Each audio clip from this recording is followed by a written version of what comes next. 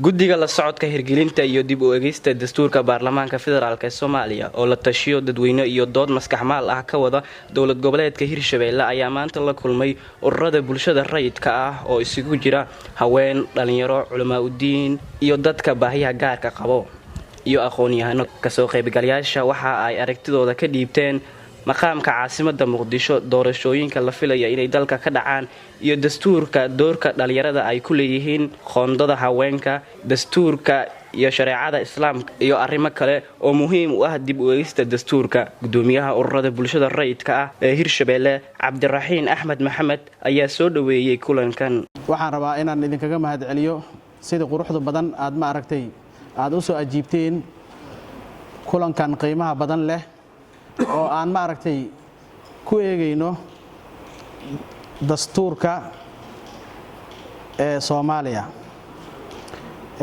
Guddiga waxay ka socdaan guddiga ma aragtay dastuurka baarlamaanka federaalka Soomaaliya. Shalay waxay la kulmeen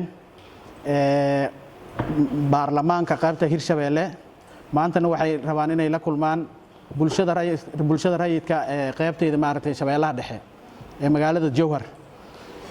Waxaan la rabaa dastuurka qaybtiisa qaabilsan haweenka, qaybtiisa qaabilsan dhalinyarada, qaybtiisa qaabilsan ma aragtay culimo diinka iyo xagga diinta, qaybta qaabilsan ma aragtay disableka. Gudoomiye ku-xigeenka dastuurka baarlamaanka Soomaaliya Maxamed Cabdi Kaamil ayaa isna kulankan ka hadlay.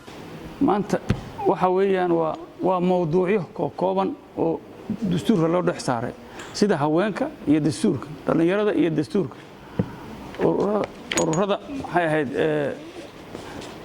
ururada bulshada qaybtooda doonaan ahaadaan inay ka doodaan ay taladooda ay noo dhiibaan waxa iyagu ay la noqoto. waan shaqaynayna maanta oo dhan doo alla yiraahdo idinka hadaba waxaan inaga rabaa inaad si mugli aad uga qaadatiin qayb uga qaadatiin qayb mugli inaad ka qaadatiin. gobolada dhan waa tagnay, waxaa noo hadhay Puntland iyo Galmudug, saddex kale dawladood waan tagnay, waan is qaybinay, waa la kala tagay. Xuseen Frey, Kalson TV, Jowhar.